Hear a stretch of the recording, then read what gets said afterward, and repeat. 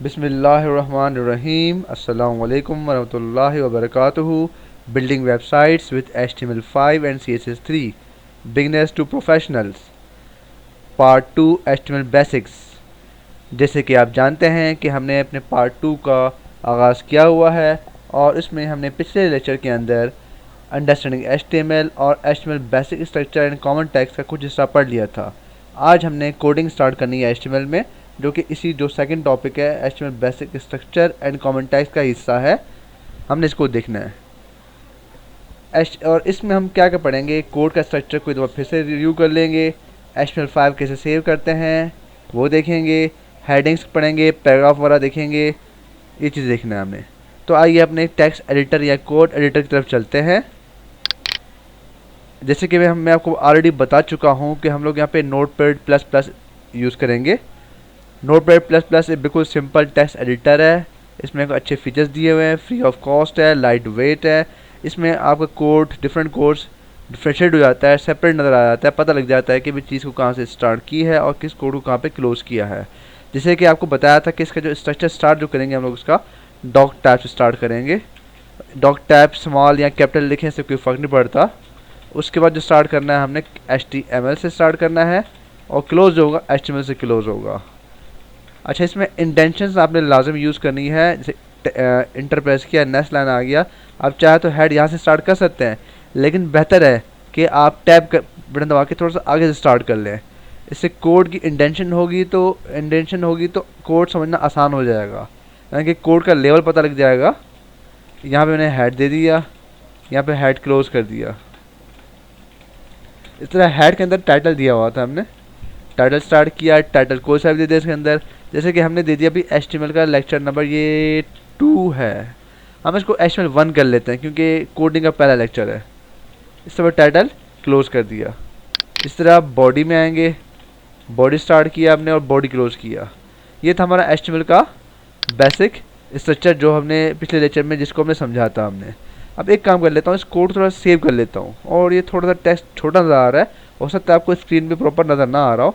मैं इसको थोड़ा सा जूम करता हूँ, कंट्रोल और व्हील माउस से थोड़ा सा जूम करता हूँ कोड को, ताकि मतलब सब लोगों को कोड प्रॉपर नज़र आए। अब सेव करना है। सेव किस तरह करना होगा थोड़ा गौर से समझिएगा ज़रा। आपने फाइल के मेन्यू पे क्लिक करना है, सेव एज में जाना है। यहाँ देखिए ज़रा, अपना जहाँ पे फाइल सेव करना चाहना है वो एलोकेट करना है। मेरा already part 1 HTML basics folder आ चुका है। यहाँ आप क्या करेंगे, अपने फाइल का नाम लिखेंगे। नाम के बाद आप लिखें .html लगाएं .html, मतलब कि क्योंकि हम HTML5 बनाने जा रहे हैं। अगर आप वैसे ही सेव कर देंगे तो ये अननोन फाइल में सेव हो रहा होगा।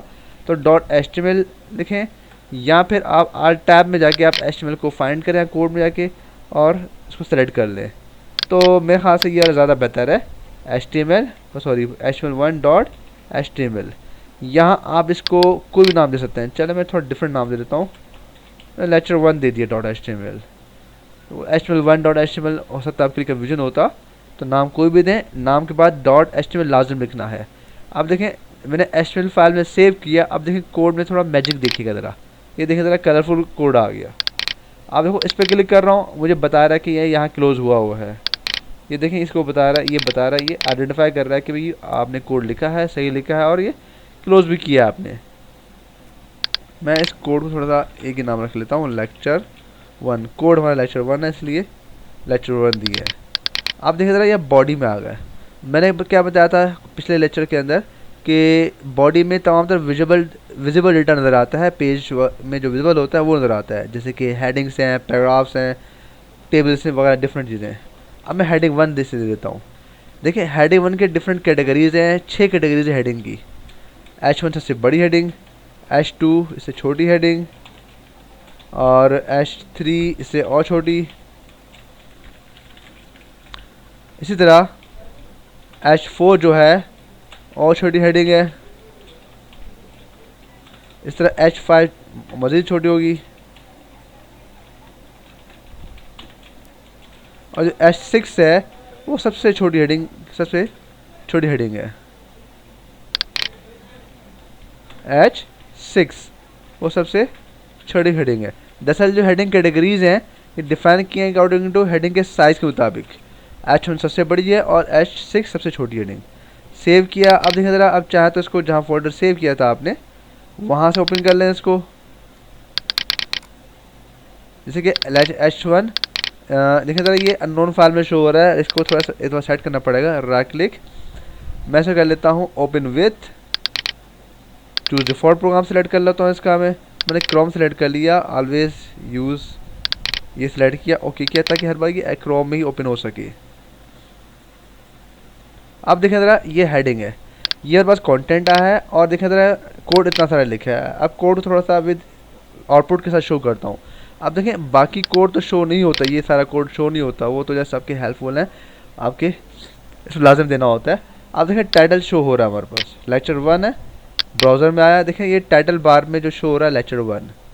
बाकी मैंने बताया था कि बॉडी का डेटा विजिबल होता है, तो बॉडी का डेटा विजिबल है, देखें ज़रा H1। अब देखें ये H1 आया। अब देखें ये जो हमारे पास हेडिंग एक एलिमेंट है, हेडिंग 1 इज़ एलिमेंट, और H1 इसको रिप्रेजेंट कर रहा है कि इसको भी इस टेक्स्ट को, इस एलिमेंट को, इस कंटेंट को हेडिंग 1 बनाओ। सो देखो इसने H1 की फॉर्मेट में कर दिया, बड़ी हेडिंग कर दिया इसने। इस तरह ये वाला टैग H2, इसको इसने H2 के साइज में बराबर कर दिया। इस तरह H3, H4, H5, H6, ये हमारे पास डिफरेंट हेडिंग के कैटेगरीज हैं जो कि कैटेगराइज होते गए हैं। वही बात पिछले लेक्चर में जो बताई थी मैंने कि टैग वो रिप्रेजेंट करता है कि एलिमेंट को, कि कौन सा एलिमेंट यहाँ अप्लाई हो रहा है। तो देखें जहाँ पे H3 डाला है तो H3 का एलिमेंट रिप्रेजेंट हो रहा है, यानी कि H3 एलिमेंट बना हुआ है। इस तरह बाकी भी बने हुए हैं। अब देखें H1, H2, H3, कुछ स्टूडेंट्स के जहन में ये भी आ जाता है कि शायद ये पहली हेडिंग है, ये दूसरी हेडिंग है, तीसरी हेडिंग है। नहीं, हेडिंग की कैटेगरीज हैं, जहाँ आपको मेन कैटेगरी, यानी कि जैसे कि आप कोई नॉर्मल नोट लिख रहे होते हैं अपने कॉपीज़ में, टॉप पे सबसे पहले हेडिंग 1 लिखते हैं, यानी कि बड़ी हेडिंग, उसके बाद एक सब हेडिंग होती है, उसके बाद सब हेडिंग होती है, ये भी उसी तरह ही हैं। अब देखो उसके बाद पैराग्राफ में P1 P2 नहीं होता, क्योंकि यहीं पे ये नहीं होता कि मेन पैराग्राफ है, ये इसका सब पैराग्राफ है, या ET3DT, ऐसा कहीं नहीं होता। पैराग्राफ कर लिया मैंने, तो पैराग्राफ में कोई भी लिंक लिख लें, कोई भी टेक्स्ट लिख लें, this is the paragraph and it don't have any category, इसमें कोई कैटेगरी नहीं होती, लाइक P1 और P2 ETC, ये है पैराग्राफ है। पैराग्राफ में कुछ भी मैटर लिख सकते हैं। अब देखें फर्स्ट टाइम तो फाइल में सेव यूज़ किया था, आप नेक्स्ट टाइम में just control and S press करेंगे तो सेव हो जाएगा। आप ब्राउज़र में आएंगे, F5 से रिफ्रेश करेंगे तो जो चीज़ अपडेट की है आपने वो वहाँ पे अपडेट हो जाएगा। अब देखें ये पैराग्राफ है, उम्मीद है हेडिंग्स और पैराग्राफ सब में आ गया होगा। अब मैं थोड़ा सा कुछ बेहतर काम करता हूँ, ये कोड मिटा दिया मैंने, हेडिंग 1 लिखा। फॉर एग्जांपल के तौर पर मैं कुछ टॉपिक लिख देता हूँ मैं, जैसे कि हम लोग के HTML पढ़ा रहा हूँ आप लोगों को मैं, तो मैंने टॉपिक लिखा, हेडिंग मेन हेडिंग ला रही इंट्रोडक्शन टू HTML, समझ लो कि मैं नोट्स बना रहा हूँ HTML की। हेडिंग 1 लिखा है मैंने। अब मैंने एक और हेडिंग ला लेता हूँ मैं, इंट्रोडक्शन टू HTML में तो कई टॉपिक्स आएंगे, तो उसका एक सब टॉपिक है HTML का हमारे पास, HTML definition.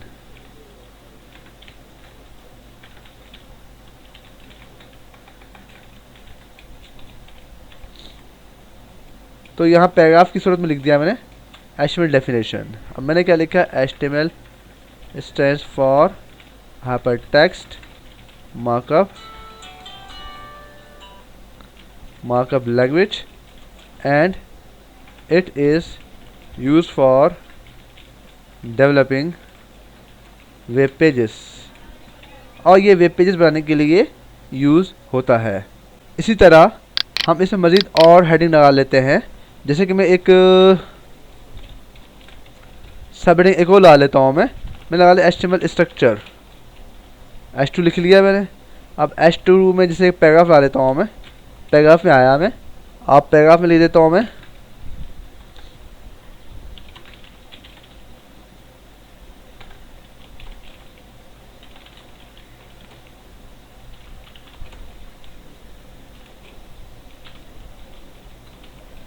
doc type, then HTML tag, after that head, ये पैराग्राफ एक और लगा दिया मैंने, कुछ में पैराग्राफ लिख लिया मैंने। अब हेडिंग 3 कहाँ सकता है, अब फॉर एग्जांपल HTML स्ट्रक्चर लिखा है, अब HTML स्ट्रक्चर के मज़ीद और सब हेडिंग्स आ जाती हैं। अभी मैं HTML स्ट्रक्चर को डिफाइन करना चाह रहा हूँ, तो मैंने कहा डॉक टाइप को डिफाइन करना चाह रहा हूँ, तो वो हमारा H3 हो सकता है। क्या हो सकता है हमारा, ये H3 हो सकता है। तो मैंने क्या लिखा, doctype defines HTML version HTML5 doctype is doctype. ये डॉक टाइप हो गया।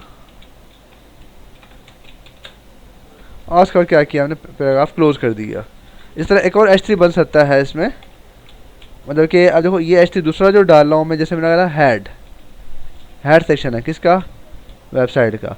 अब ये वाला H3 और ये H3 ये किसके सब पार्ट्स हैं, HTML स्ट्रक्चर के, और HTML स्ट्रक्चर का सब पार्ट है इंट्रोडक्शन टू HTML का। इस तरह जो ये जो HTML डेफिनेशन है, ये किसका सब पार्ट या सब हेडिंग है, ये इंट्रोडक्शन टू HTML का है। इस तरह कैटेगरीज बना सकते हैं आप। जब खुद यूज़ करेंगे, करते जाएंगे, जो डिफरेंट प्रैक्टिस कीजिएगा, ताकि आपको ये कोड स्ट्रक्चर समझ में आ जाए और हेडिंग का मकसद समझ में आ जाए। वही वैसे ही नॉर्मली आपको सभी समझ में आ गया होगा, लेकिन लाजिम प्रैक्टिस कीजिएगा आप। और आज का टॉपिक या असाइनमेंट ये है कि आपने बिल्कुल बेसिक वेब पेज बनाना है, जिसमें आपने जिस तरह मैंने यूज़ किया है बेसिक स्ट्रक्चर लाएंगे। तो बॉडी में आप हेडिंग लाइएगा, कोई भी अपने मर्जी का टॉपिक सेलेक्ट कीजिएगा जो आपको बेस्ट टॉपिक लगता हो। उसमें आपने हेडिंग सेट करना है, पैराग्राफ सेट करना है, सब हेडिंग सेट करना है, ताकि आपको ये अंदाज़ा हो जाए। अब जैसे देखें, इसको Ctrl+S से सेव किया, यहाँ पेज में आया, सेव किया, देखें ज़रा ये कैटेगरीज आ रही हैं, ये और ये कैटेगरी बराबर साइज नज़र आ रहा है, और ये देखें इसका इस हेडिंग का साइज छोटा नज़र आ रहा है।